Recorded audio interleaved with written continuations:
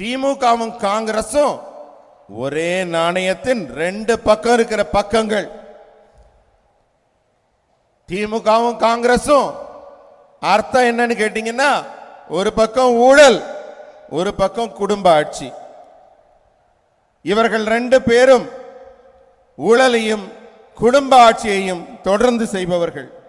அதனால தான் காங்கிரஸ் ஆட்சியிலிருந்து வீட்டுக்கு அனுப்பப்பட்ட பிறகு நம்ம நாட்டில் 5G தொழில்நுட்பமே வளருது. ஆனால் தமிழ்நாட்டில் திமுக ஒரு புது டெக்னாலஜி கண்டுபிடிச்சிருக்காங்க. அவங்க ஒரு தனியா ஒரு 5G நடத்திக்கிட்டு இருக்காங்க. அது என்ன 5G தெரியுமா? திமுகவின் 5G என்பது அவங்களுடைய 5வது ஜெனரேஷன், அவங்களுடைய 5வது தலைமுறை மீண்டும் ஆட்சிக்கு வரணும்னு ஆசைப்படுறாங்க.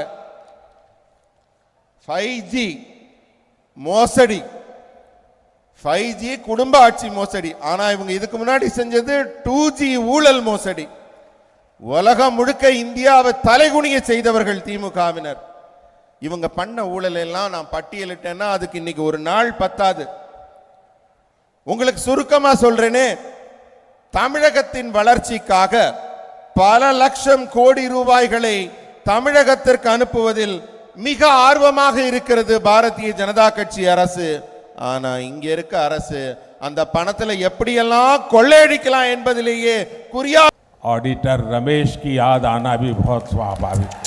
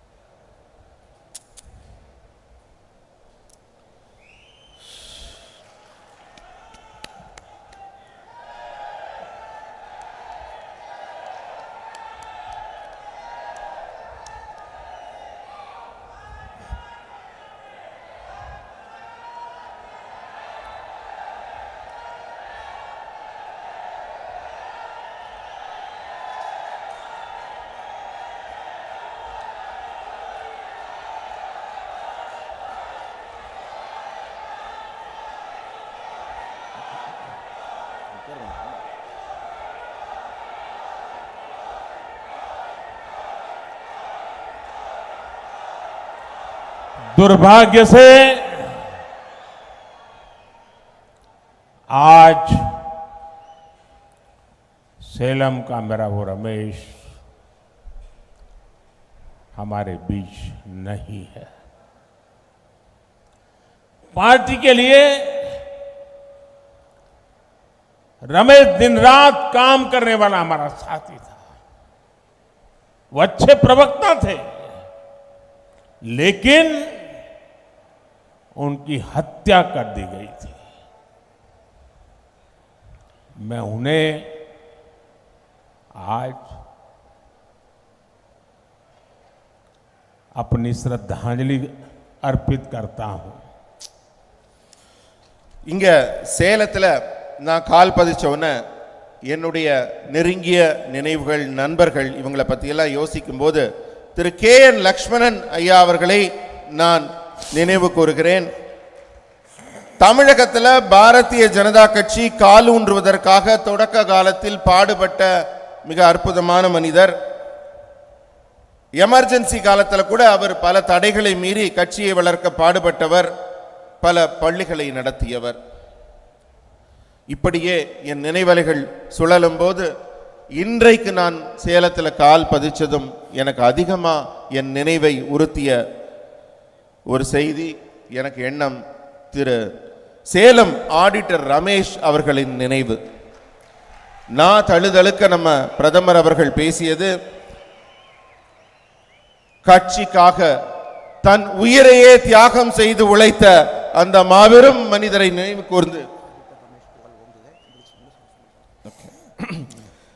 ரமேஷ் அவர்கள் உயிரை கொடுத்து உழைத்தவர், கட்சிக்காக உயிரை கொடுத்தவரை கொலை செய்து விட்டார்கள் சமூக துரோகிகள். அந்த நேர்மையாளரை இந்த மண்ணிலே நினைத்து நான் அஞ்சலி செலுத்துகிறேன், இதயபூர்வமான அஞ்சலி செலுத்துகிறேன். அனைவரும் எழுந்து நின்று கட்சிக்காக உயிர் நீத்த அந்த மாபெரும் மனிதர் ஆடிட்டர் ரமேஷ் அவர்களை நினைவு கூர்ந்து அவர் பெயரை சொல்கிறேன், வாழ்க என்று உரத்த குரலில் கூறுங்கள். ஆடிட்டர் ரமேஷ் அவர்கள் புகழ், ஆடிட்டர் ரமேஷ் அவர்கள் புகழ். आप सबके दर्शन करने का सौभाग्य मिला। तमिलनाडु में बीजेपी को मिल रहा ये जन समर्थन पूरा देश देख रहा है, पूरा देश इसकी चर्चा कर रहा है। कल मैं कोयंबटूर में जनता जनार्दन के बीच था। बीजेपी और मोदी को, एनडीए और मोदी को ये जो जन समर्थन मिल रहा है, ये जो आशीर्वाद मिल रहे हैं, इसने डीएम की सरकार की नींद उड़ा दी है, नींद उड़ा दी है। என் அன்பார்ந்த தமிழ் சகோதர சகோதரிகளே, உங்கள் அனைவருக்கும் வணக்கம். முதல்ல இந்த புண்ணிய பூமியில இருக்கிற நம்ம கோட்டை மாரியம்மனை வணங்கி என் உரையை தொடங்குகிறேன். இதுக்கு முன்னாடி நான் பலமுறை தமிழ்நாடு வந்திருக்கிறேன். இந்த நல்ல வாய்ப்பு எனக்கு மீண்டும் இப்ப சேலம் வரும்போது கிடைத்திருக்கிறது. தமிழகத்தில் இப்ப பாரதிய ஜனதா கட்சிக்கும் எனக்கும் கிடைத்து வரும் மிக பெரிய மக்கள் ஆதரவை நாடே பார்த்து கொண்டிருக்கிறது, இந்திய நாடே பார்த்து கொண்டிருக்கிறது. இதை பற்றி தான் நாடு முழுவதும் பேச்சாக இருக்கிறது. நேற்றைக்கு நான் கோயம்புத்தூர்ல மக்கள் மத்தியில அவங்க ஜன சமுத்திரத்துல நீந்தி கொண்டே பயணம் செய்தேன். தமிழகத்தில் மோடி ஆகிய எனக்கும் பாரதிய ஜனதா கட்சிக்கும் என்டிஏ கூட்டணிக்கும் பாரதிய ஜனதா கட்சிக்கும் கிடைக்கும் ஆதரவை பார்த்து திமுகவின் தூக்கமே தொலைந்து போய்விட்டது. अब तमिलनाडु ये डिसाइड कर चुका है कि 19 अप्रैल को एक एक वोट बीजेपी को जाएगा, एनडीए को जाएगा। अब तमिलनाडु ये डिसाइड कर चुका है, अब की बार 400 पार, अब की बार 400 पार, डेवलप भारत के लिए, 400 पार, डेवलप भारत के लिए, 400 पार, डेवलप तमिलनाडु के लिए, 400 पार, डेवलप तमिलनाडु के लिए, मॉडर्न इंफ्रास्ट्रक्चर के लिए, मॉडर्न इंफ्रास्ट्रक्चर के लिए, थर्ड लार्जेस्ट इकोनॉमी के लिए, 400 पार, थर्ड लार्जेस्ट इकोनॉमी के लिए, 400 पार, आत्मनिर्भर भारत के लिए, आत्मनिर्भर भारत के लिए, 400 पार, फार्मर वेलफेयर के लिए, फार्मर वेलफेयर के लिए, 400 पार, फिशरमैन की समृद्धि के लिए, फिशरमैन की सुरक्षा के लिए, 400 पार, अब की बार इम्मुरई नानूरुक्कु मेल जुनून नांगो नानूरुक्कु मेल. நண்பர்களே, தமிழ்நாடு மக்கள் ஒரு முடிவு செஞ்சிட்டாங்க. இந்த முறை ஏப்ரல் 19 அன்று விழுகிற ஒவ்வொரு ஓட்டும் பாரதிய ஜனதா கட்சிக்கும் என்டிஏ கூட்டணி கட்சிக்கும் என்று மக்கள் உறுதியாக முடிவு செய்து விட்டார்கள். தமிழகத்தின் இந்த உறுதியான முடிவினால் ஆட்சியில் மீண்டும் வேண்டும், மோடி வேண்டும் என்ற முடிவு செய்திருப்பதால் வெற்றியின் எண்ணிக்கை 400-ஐ தாண்டும். வளர்ச்சியடைந்த இந்தியாவிற்கு 400-ஐ தாண்ட வேண்டும். வளர்ச்சியடைந்த தமிழகத்தை அடைய 400 தாண்ட வேண்டும். நவீன உள்கட்டமைப்பிற்கு வெற்றி எண்ணிக்கை 400 தாண்ட வேண்டும். மூன்றாவது மிகப்பெரிய பொருளாதாரத்தை உருவாக்குவதற்காக 400 தாண்ட வேண்டும். பாரதம் தன்னிறைவு பெற 400 தாண்ட வேண்டும். நம்ம பிரதமர் அவர்கள் தமிழ்ல சொன்னாங்க இல்லையா, 400க்கும் மேல.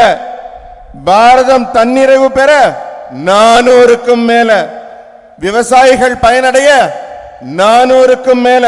மீனவர்கள் பாதுகாப்புக்கு 400க்கும் மேல. எல்லாரும் சொல்லுங்க, இம்முறை மீண்டும் 400 வேண்டும்.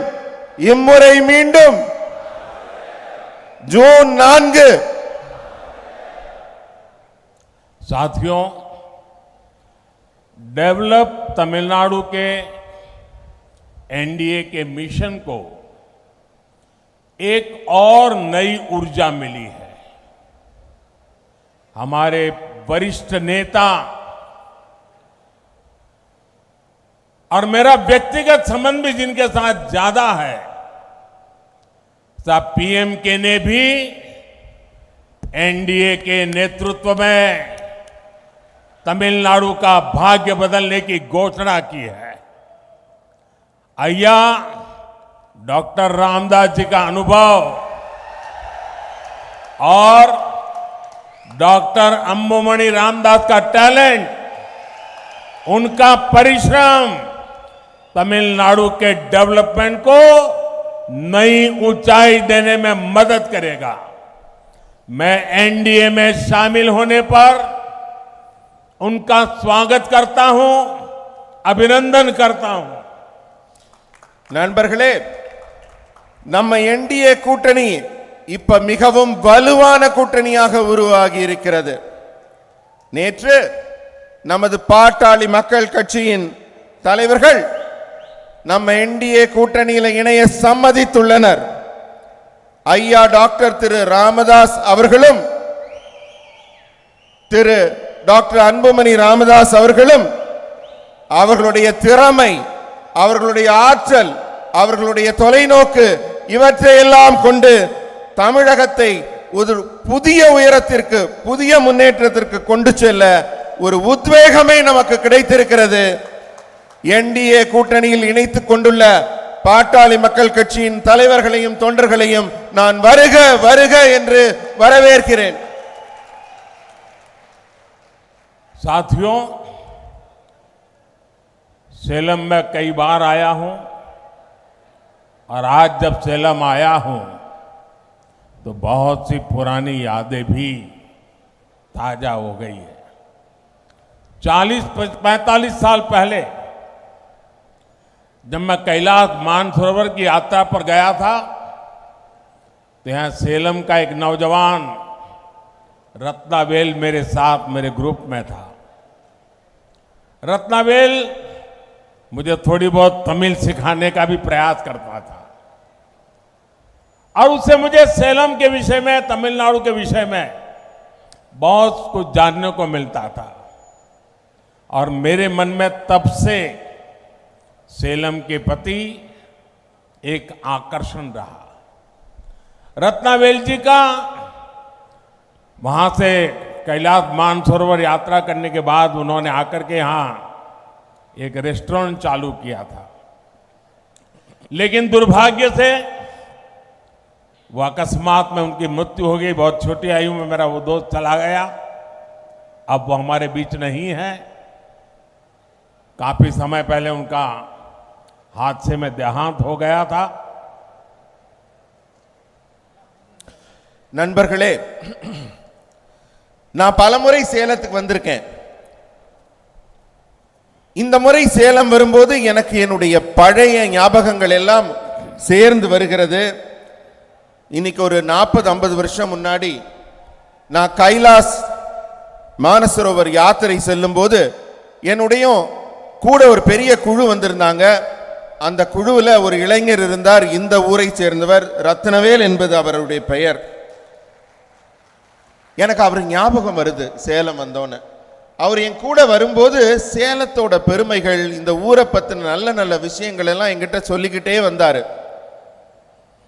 சேலத்தோட பல செய்திகள் சொன்னாங்க. அதை கேட்டதுலேருந்து எனக்கு சேலத்தின் மீது ஒரு மிகப்பெரிய ஒரு ஈர்ப்பே உருவாகிடுச்சு. அவரு அங்கே திரும்பி வந்து இங்கு ஒரு உணவகத்தை வைத்து நடத்தி கொண்டிருந்தார். துரதிருஷ்டவசமாக இப்போது அவர் நம்மிடையே இல்லை. ஒரு விபத்தில் அவர் தன் உயிரை இழந்து விட்டார். அவருடைய நினைவு எனக்கு இங்கு சேலம் மண்ணில் கால் பதித்ததும் வந்து கொண்டிருக்கிறது.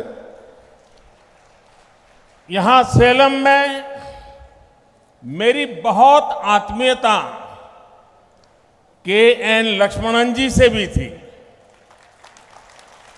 लक्ष्मणन जी ने यहां तमिलनाडु में बीजेपी के विस्तार में बहुत बड़ी भूमिका निभाई थी.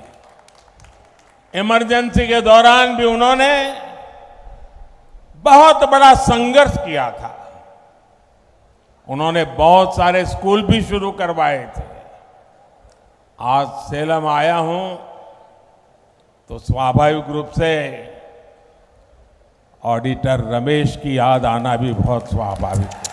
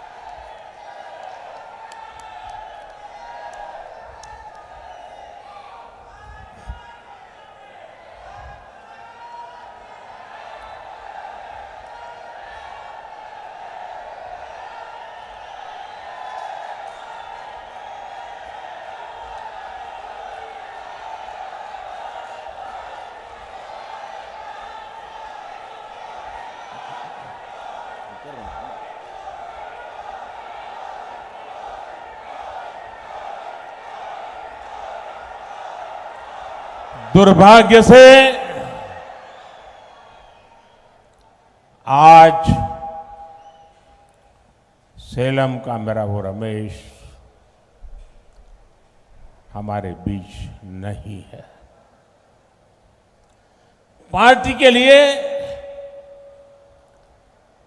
रमेश दिन रात काम करने वाला हमारा साथी था. वो अच्छे प्रवक्ता थे, लेकिन उनकी हत्या कर दी गई थी.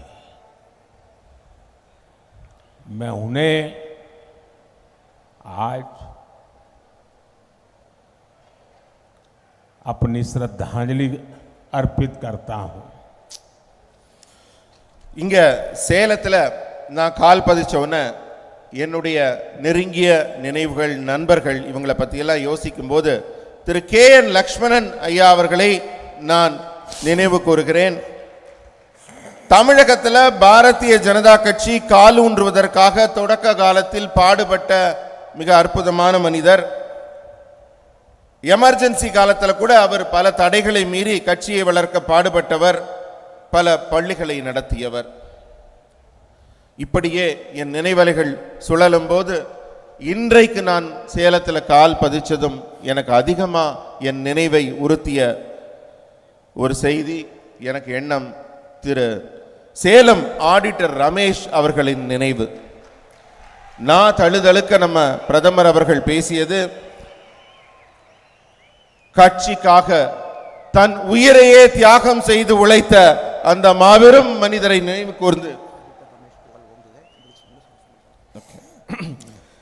ரமேஷ் அவர்கள் உயிரை கொடுத்து உழைத்தவர்.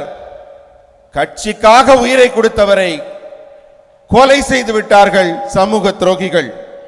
அந்த நேர்மையாளரை இந்த மண்ணிலே நினைத்து நான் அஞ்சலி செலுத்துகிறேன், இதயபூர்வமான அஞ்சலி செலுத்துகிறேன்.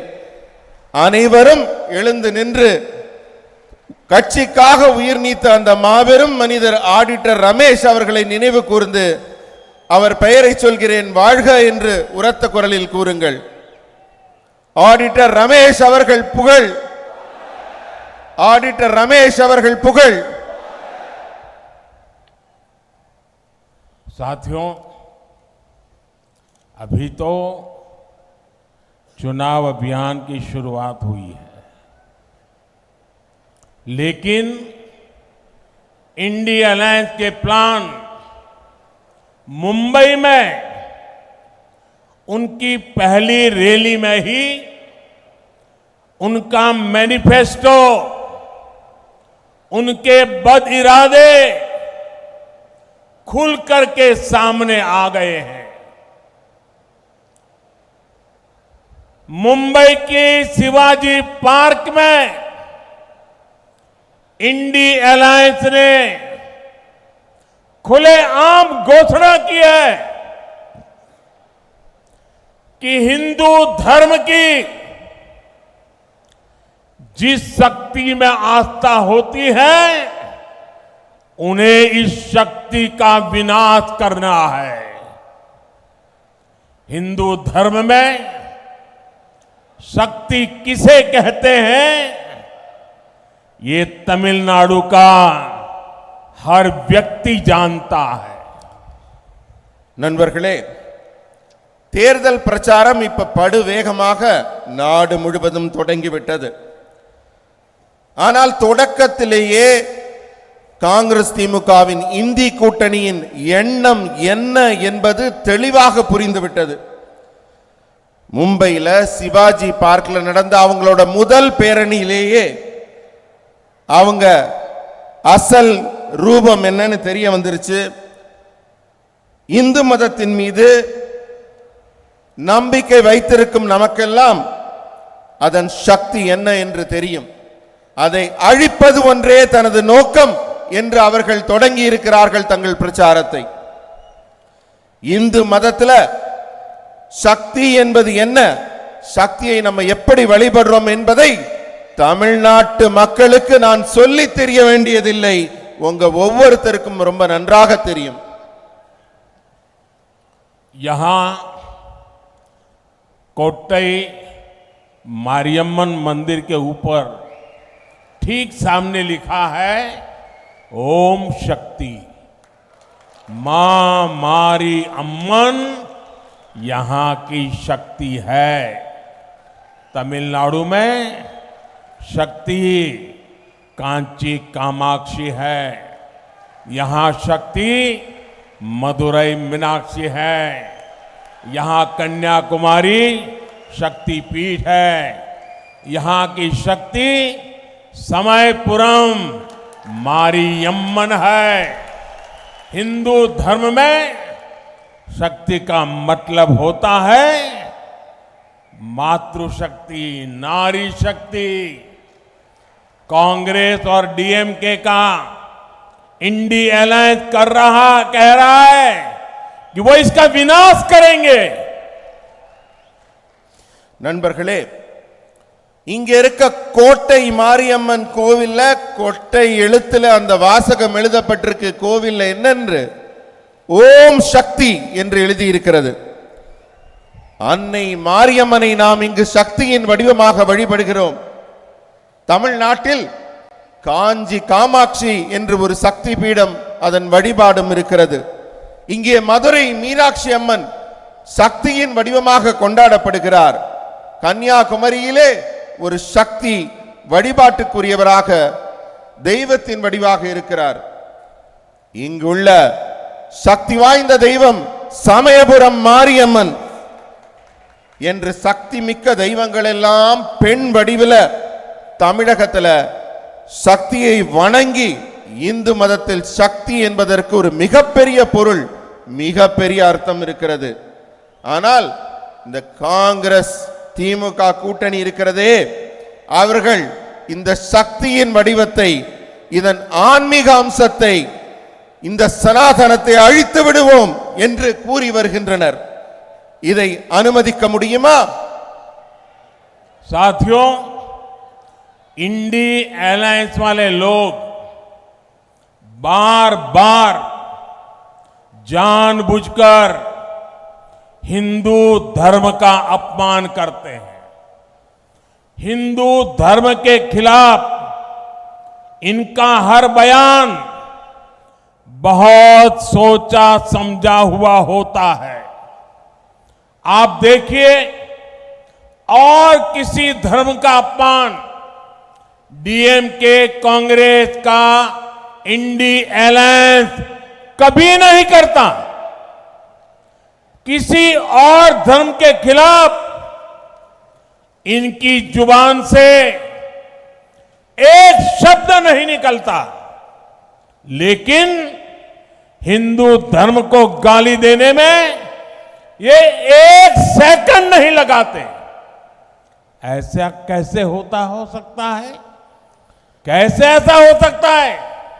इन्होंने तमिल संस्कृति के प्रतीक पवित्र सेंगोल की संसद में स्थापना का विरोध किया। पवित्र सेंगोल यहां के मठों से जुड़ा हुआ है, इसलिए ये जानबूझकर उसका भी अपमान करते हैं। நண்பர்களே, இந்த இந்தி கூட்டணி இருக்கிறதே, அவர்கள் வேண்டுமென்றே மீண்டும் மீண்டும் இந்து மதத்தை தொடர்ந்து அவமதித்துக் கொண்டே இருக்கிறார்கள். இந்து மதத்திற்கு எதிராக அவர்கள் ஒரு கருத்தியலை உருவாக்கி கொண்டிருக்கிறார்கள். அந்த ஒவ்வொரு கருத்தும் ரொம்ப ஆழமா யோசிச்சு திட்டமிட்டு உருவாக்கப்பட்டவை. இந்த திமுக காங்கிரஸ் இந்தி கூட்டணி எந்த வேகத்தில் இந்து மதத்தை தாக்குகிறதோ எதிர்க்கிறதோ, ஆனால் வேறு எந்த மாற்று மதத்தையும் அவர்கள் தொடுவதே இல்லை.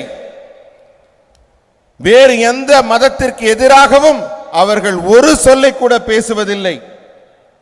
ஆனா எப்பப்பெல்லாம் இந்து மதத்தை அவமதிக்க அவங்களுக்கு வாய்ப்பு கிடைக்குதோ அப்பப்பெல்லாம் ஒரு வினாடி கூட வீணாக்காம இந்து மதத்தை தொடர்ந்து அவமதித்துக் கொண்டிருக்கிறார்கள். இதை எப்படி நம்மளால சகிச்சுக்க முடியும்? இதை எப்படி நம்மளால அனுமதிக்க முடியும்? தமிழ்நாட்டின் கலாச்சாரமான செங்கோலை நாடாளுமன்றத்தில் நிறுவுவதற்கு இந்தி கூட்டணி எதிர்ப்பு தெரிவிக்குது. காரணம் என்ன? புனிதமான செங்கோல் இங்க இருக்கிற சைவ ஆகம ஆதீன மடங்களுக்கு சொந்தமானது.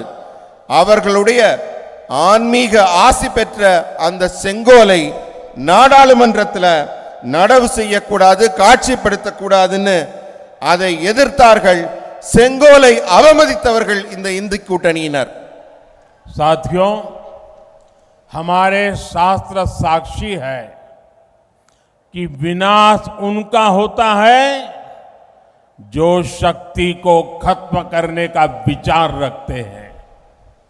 ऐसे खतरनाक आइडियाज को हराने की शुरुआत 19 अप्रैल को सबसे पहले मेरा तमिलनाडु करेगा।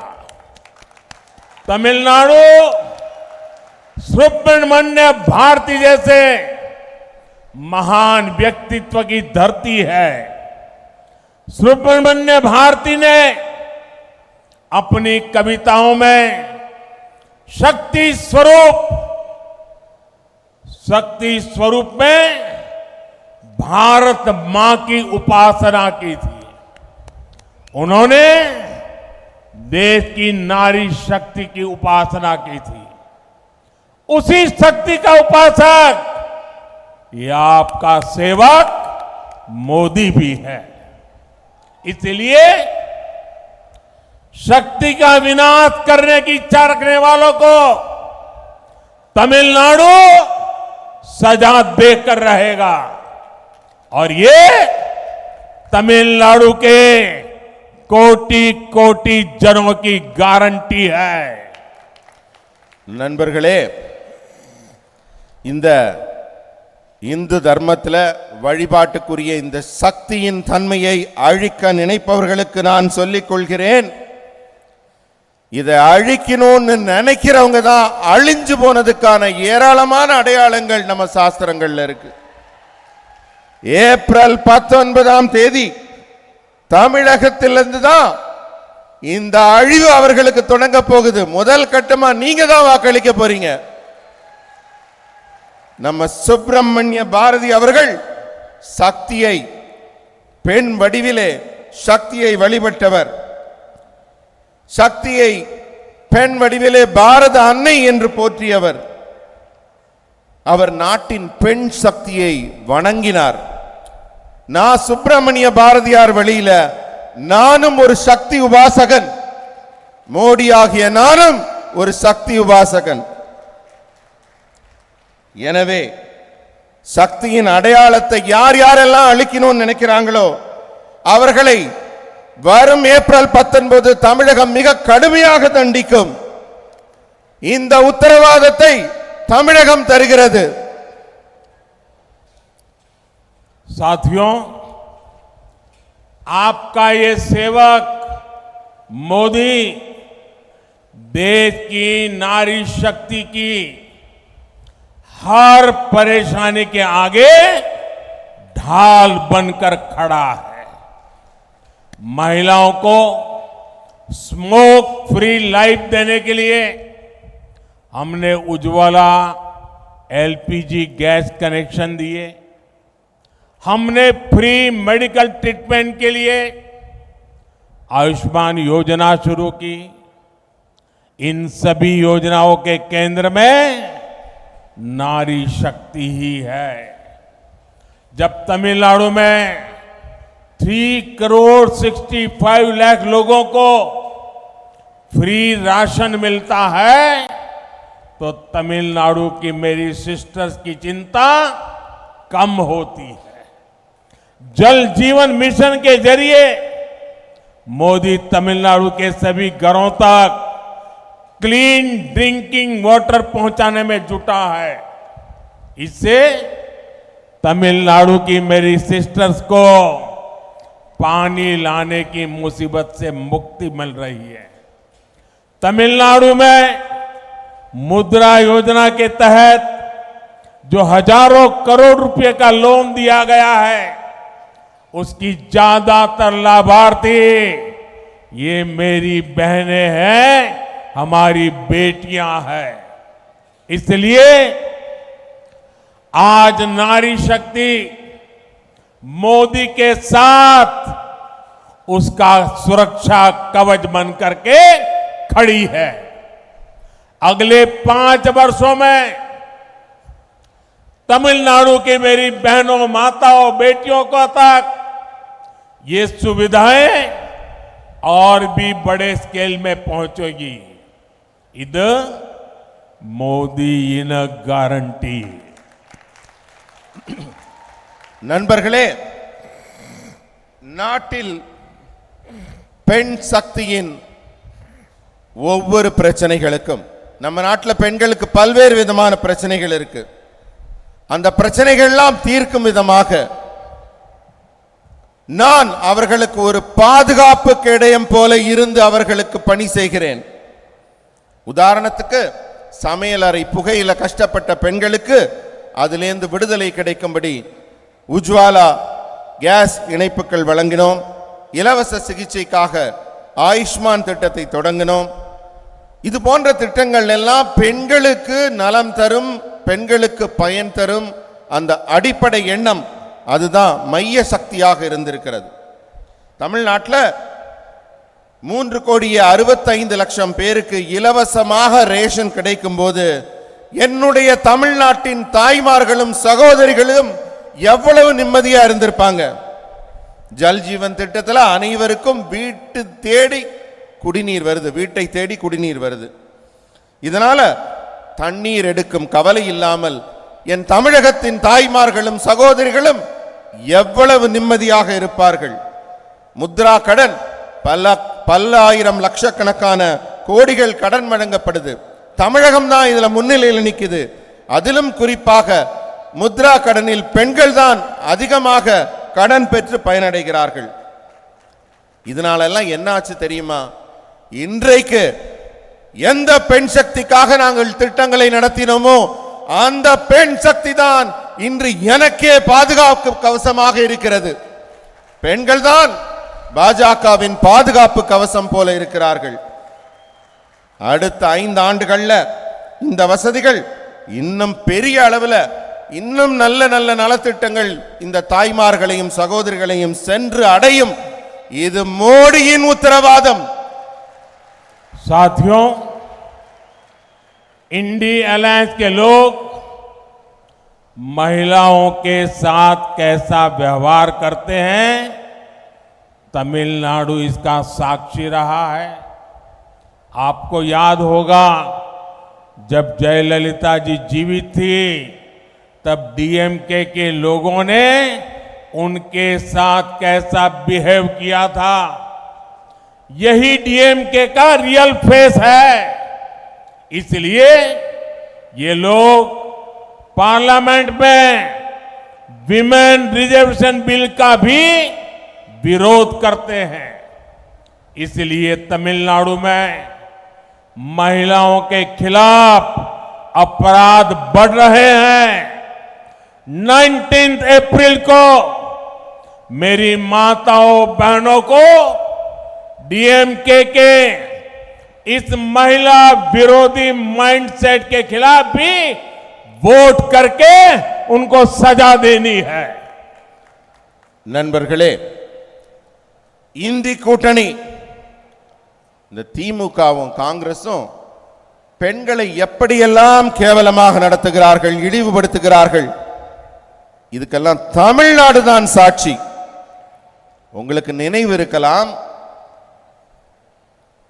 ஜெயலலிதா அம்மா உயிரோடு இருந்தப்ப அவரை திமுக காரங்க எப்படியெல்லாம் இழிவுபடுத்தினார்கள். கொஞ்சம் நினைச்சு பாருங்க. அதுதான் அவங்களோட உண்மையான முகம். அதனால தான் அவங்க இன்றைக்கு நாங்க மகளிர் இடஒதுக்கீடு மசோதாவை கொண்டு வரும்போது நாடாளுமன்றத்தில் அதை எதிர்க்கிறார்கள். தமிழ்நாட்டில் தான் பெண்களுக்கு எதிரான குற்றங்கள் மலிந்து போய் இருக்கிறது. ஆகவே என் தமிழகத்தின் தாய்மார்களே, என் சகோதரிகளே, வர்ற ஏப்ரல் 19ஆம் தேதி நீங்க வர்ற இந்த தேர்தலில் வழங்கக்கூடிய ஒரு தீர்ப்பு இருக்கிறதே, அது திமுகவுக்கு வழங்கக்கூடிய ஒரு பாடமாக இருக்க வேண்டும். பெண்களுக்கு எதிரான அவர்கள் மனநிலையை கண்டிப்பதாக நீங்கள் வாக்களிக்க வேண்டும். साथियों, डीएमके और Congress two sides of the same coin है। डीएमके और कांग्रेस का मतलब है बिग करप्शन। डीएमके और कांग्रेस का मतलब है वन फैमिली रूल। इसलिए देश में कांग्रेस की छुट्टी हुई तो देश आज 5G टेक्नोलॉजी में पहुंच गया है। लेकिन तमिलनाडु में डीएमके का अपना अलग ही 5G चल रहा है।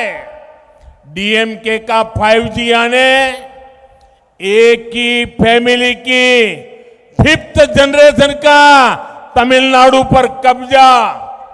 इस 5G फैमिली ने 2G स्कैम करके पूरी दुनिया में भारत और तमिलनाडु की इमेज गिराई है।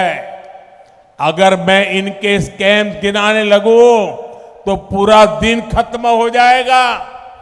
बीजेपी सरकार तमिलनाडु के डेवलपमेंट के लिए lakhs of crore of rupees भेज रही है और यहां की सरकार उसे लूटने में लगी है।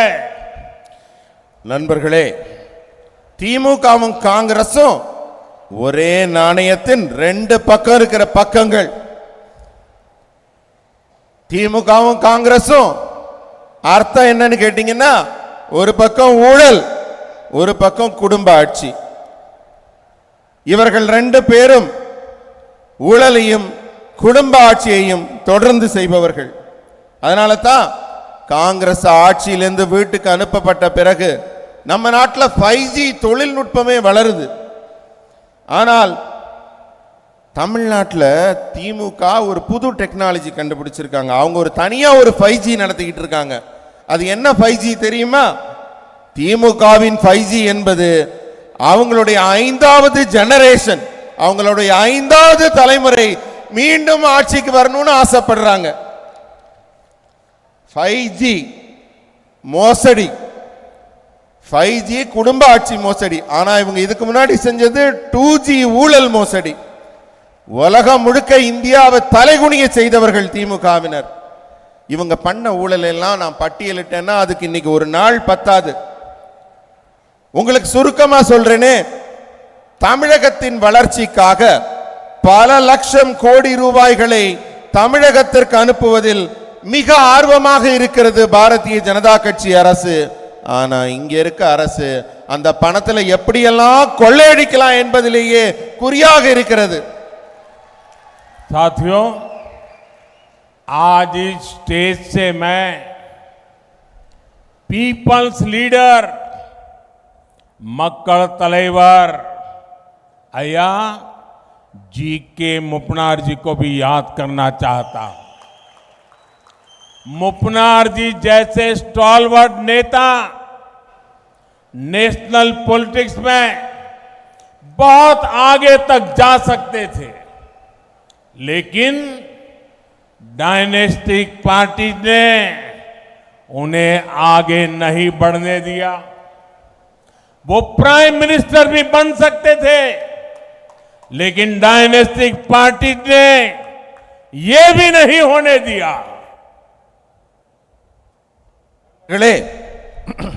இந்த மேடையில் மக்கள் தலைவர் திரு ஜி.கே. மூப்பனார் ஐயாவை நான் நினைவு கூறுகிறேன். எத்தனை பெரிய தலைவர் அவர்!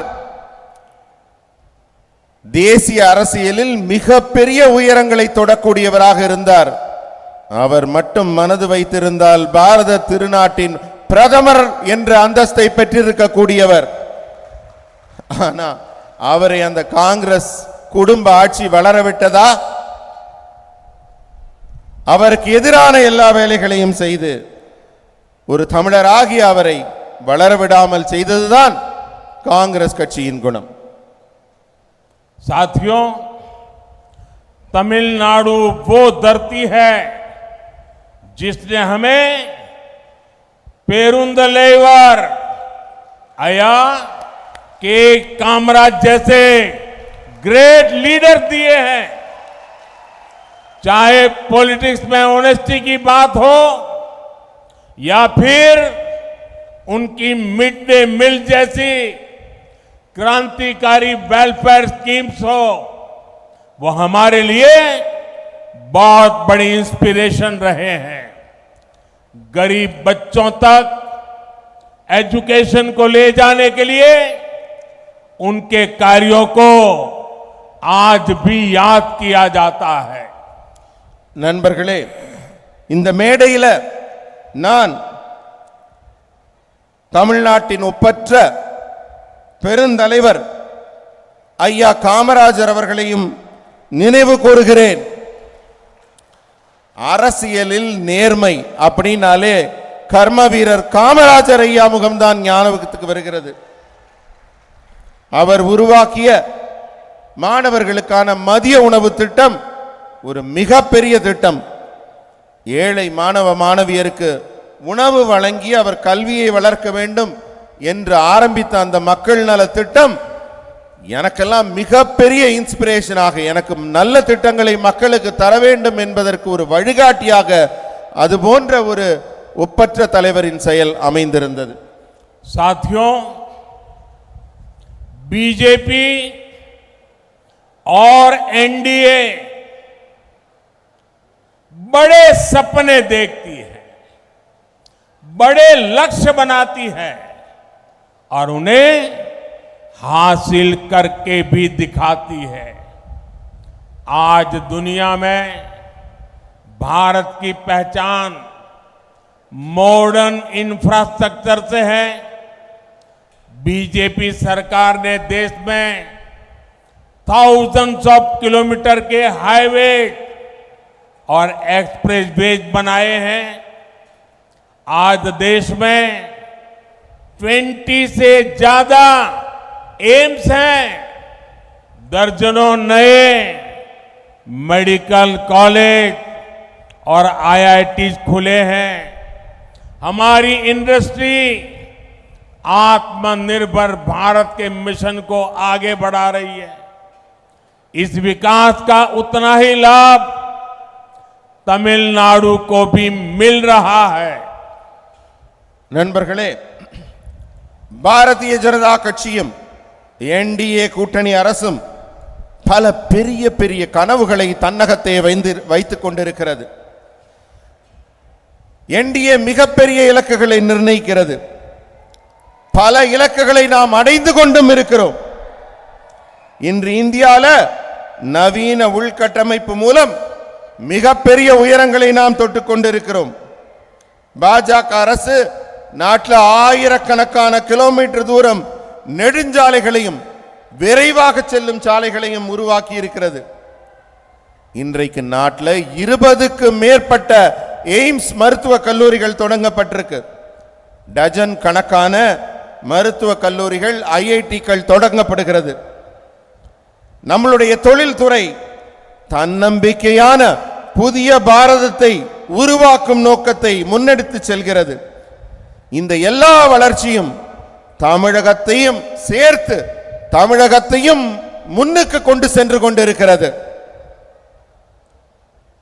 साथियों, एनडीए सरकार देश में 2 डिफेंस कॉरिडोर बना रही है। इसमें एक हमारे तमिलनाडु में बन रहा है। बीजेपी सरकार देश भर में 7 मेगा टेक्सटाइल पार्क बना रही है, जिनमें से एक हमारे तमिलनाडु में तैयार होगा। हमारी सरकार ने स्पेशलिटी स्टील के उत्पादन से जुड़ी योजना के लिए 6,000 करोड़ रुपए मंजूर किए हैं। इससे यहां की स्टील इंडस्ट्री को भी बहुत बड़ा फायदा होगा। यहां रेलवे इंफ्रास्ट्रक्चर के लिए 500 करोड़ रुपए खर्च किए गए हैं। यहां वंदे भारत एक्सप्रेस भी चल रही है। நண்பர்களே, நம்ம என்டிஏ அரசு நாட்டில் 2 பாதுகாப்பு வழித்தடங்களை அமைத்துக் கொண்டிருக்கிறது. அதிலே ஒன்று நாட்டிலே உருவாகிற 2 பாதுகாப்பு வழித்தடத்தில் ஒன்று தமிழகத்தில் அமைகிறது. பாரதிய ஜனதா கட்சி அரசு நாடு முழுவதும் 7 உயர்தரமான ஜவுளி பூங்காக்களை அமைத்து வருகிறது. அந்த 7இல் ஒன்றாக தமிழகத்தில் ஒரு ஜவுளி பூங்கா உருவாக்கப்பட்டு வருகிறது. சிறப்பான எஃகு தயாரிப்பு தொடர்பான இரும்பு தயாரிப்பு தொடர்பாக 6000 கோடி ரூபாய் செலவிலே ஒரு திட்டம் தயாரிக்கப்பட்டிருக்கிறது. மத்திய அரசு அதற்கு ஒப்புதல் அளித்திருக்கிறது. இதன் மூலம் சேலத்தின் உருக்கு தொழிலும் பெரிதும் பயனடைய இருக்கிறது. ரயில்வே உள்கட்டமைப்புக்காக இங்க 260 கோடி ரூபாய் செலவு செய்யப்பட்டுள்ளது. இப்ப இந்த பகுதிக்கு வந்தே பாரத் ரயிலும் வந்து கொண்டிருக்கிறது. साथियों, तमिलनाडु में एनडीए विजय का विश्वास लेकर के आपके आशीर्वाद लेने आई है। तमिलनाडु में जिनसे हमारा गठबंधन हुआ है, जो सारे हमारे नेता एनडीए का नेतृत्व कर रहे हैं और जिन्होंने डेवलप तमिलनाडु, डेवलप भारत का संकल्प लिया है, मैं उनमें से हर एक दल के नेता का, हर सीनियर नेता का आज आदर पूर्वक धन्यवाद करता हूं। आप ये मानकर चलिए कि मैं इन सभी आदरणीय नेताओं का नामोल्लेख कर ही रहा हूं और आज सबका हृदय से धन्यवाद कर रहा हूं। आपके साथ से, आपके सहयोग से हमको और तमिलनाडु को नई ऊंचाई पर ले जाकर के, भारत को नई ऊंचाई पर ले जाकर के, डेवलपमेंट की नई ऊंचाइयां पार करके हम दिखाएंगे। ये हम सबकी आपको गारंटी है। நண்பர்களே, தமிழ்நாட்டில் இப்ப நம்ம கூட்டணியில இணைந்திருக்கும் தலைவர்கள், என்டிஏ கூட்டணியில் இணைந்திருக்கும் தலைவர்கள் ஒவ்வொருவரையும் நான் வணங்கி வரவேற்கிறேன். ஒரு உறுதியான தமிழகத்தை உருவாக்குவதற்காக, ஒரு வலிமையான பாரதத்தை உருவாக்குவதற்காக சபதம் எடுத்துக்கொண்டு வேற எதையும் பத்தி கவலைப்படாமல் நாட்டின் நலனை கருத்து கொண்டு நம்மிடையே இணைந்திருக்கும் ஒவ்வொரு தலைவரையும் நான் இதயபூர்வமாக இந்த கூட்டணிக்கு வரவேற்கிறேன். உங்க ஒவ்வொருத்தரோட உழைப்பினாலையும் நான் உறுதியாக சொல்கிறேன், நம்ம நாடு வலிமையான பாரதமாக உருவாகும், வளர்ச்சியடைந்த பாரதமாக உருவாகும். புதிய உயரங்களை தொடுவதற்கான உத்வேகம் உங்கள் ஒவ்வொருத்தர் வருகையாலும் கிடைக்கும் என்று மேடையில் இருக்கும் அனைத்து தலைவர்களையும் வணங்கி இதயபூர்வமாக வரவேற்று உங்களுக்கு என் நன்றிகளை தெரிவித்துக் கொள்கிறேன். साथियों, अगले 5 इयर्स तमिलनाडु के डेवलपमेंट के लिए बहुत अहम होने जा रहे हैं। अगले 5 इयर्स करप्शन के खिलाफ हमारी लड़ाई के लिए अहम साबित होंगे। इसके लिए 19 अप्रैल को तमिलनाडु को नया रिकॉर्ड बनाना है। आपको तमिलनाडु में बीजेपी के, एनडीए के सभी कैंडिडेट्स को भारी बहुमत से जिताना, और इसलिए मैं आज तमिलनाडु की धरती पर बार बार आके जनता जनार्दन से मिलकर के आपसे प्रार्थना कर रहा हूं और आपके आशीर्वाद चाहता हूं। आज मुझे एक बात और भी आपसे कहनी थी। मैं हैरान हूं जी, आज अगर कहीं कोई मान लीजिए बड़ा सा खंभा मिल गया, लोहे का मिल गया, तांबे का मिल गया, पत्थर का मिल गया, और पता चले कि 3000 साल पुराना है, 4000 साल पुराना है, तो हम ढोल पीटते हैं कि हमारे पास 3000 साल पुराना पत्थर मिला है, 4000 साल पुराना पत्थर मिला है। लेकिन मेरा देश का दुर्भाग्य देखिए, आजादी के 75 साल हो गए, दुनिया की सबसे पुरानी भाषा तमिल भाषा हिंदुस्तान की है, लेकिन दुनिया में जाकर के सीना तान करके बोलने का किसी को जरूरी नहीं लगा। इसकी मुझे पीड़ा है। ये मेरे देश का गौरव है, मेरी महान परंपरा का गौरव है। अरे जिस देश के पास दुनिया की सबसे पुरानी भाषा हो, वो देश दुनिया के सामने अपनी महान परंपरा के लिए गौरव से खड़ा हो सकता है। लेकिन इनको इसकी परवाह नहीं थी। मैं ये मिशन लेकर के निकला हूं। मैं दुनिया को बताना चाहता हूं, ये मेरे देश हैं जिसने दुनिया की सबसे पुरानी भाषा का गर्व प्राप्त है, वो मेरी तमिल भाषा है। लेकिन दुर्भाग्य से मैंने थोड़ा बहुत कोशिश तो करता रहता हूं, लेकिन सीख नहीं पाता हूं। और हो सकता है कि 6-8 महीने यहां रह लूं तो सीख लूंगा। लेकिन आपके मेरी ये जो कमी पूरी करने के लिए मैं लगातार दिमाग खपाता रहता हूं। और इन दिनों मुझे टेक्नोलॉजी की मदद मिल गई है और अभी अन्नामलाई ने विस्तार से इसका वर्णन भी किया। आपसे तमिल भाषा में जुड़ने के लिए मैंने सोशल मीडिया साइट एक्स पर नमो इन तमिल हैंडल शुरू किया है। आप यहां जाकर के अपने मोबाइल फोन पर तमिल भाषा में मेरी स्पीच सुन सकते हैं। लेकिन मैं एक प्रार्थना भी करता हूं, ये 100% करेक्ट नहीं होगी क्योंकि टेक्नोलॉजी है, 5-10% तो कमी होगी।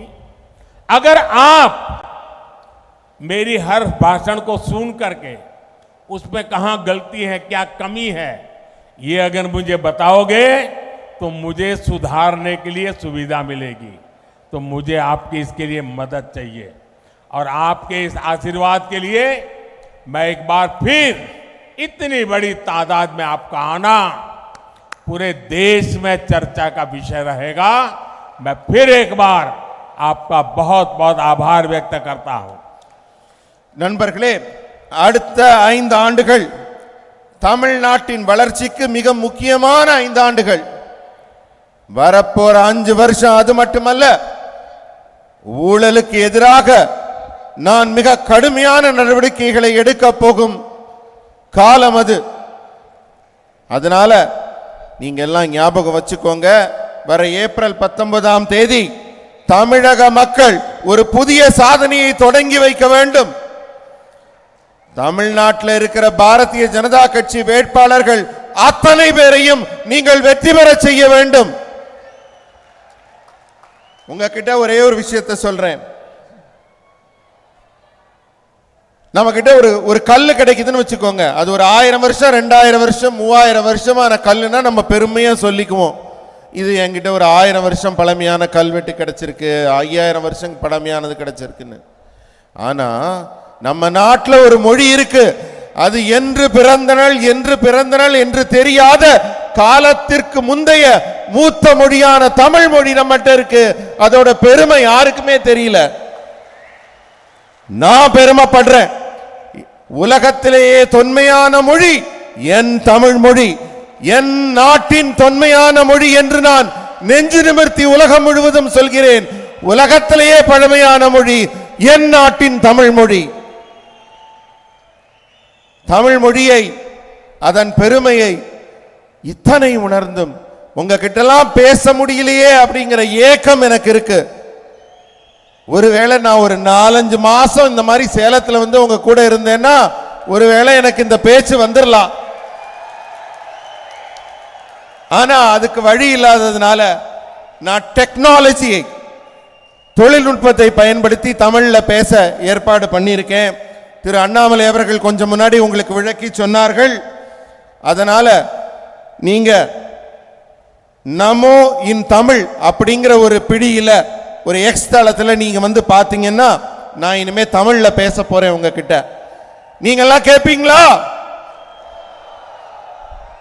நீங்க கேட்கறதோட இருக்க கூடாது, கேட்டுட்டு எனக்கு உங்க கருத்தை தெரிவிங்க.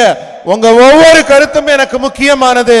அதை கேட்டுட்டு அதை எப்படி செம்மைப்படுத்தலாம், அதில் தவறுகள் என்ன, சிறப்பா என்ன செய்ய முடியுங்கிறத நீங்க எனக்கு தெரிவிச்சீங்கன்னா நான் ரொம்ப மகிழ்ச்சி அடைவேன்.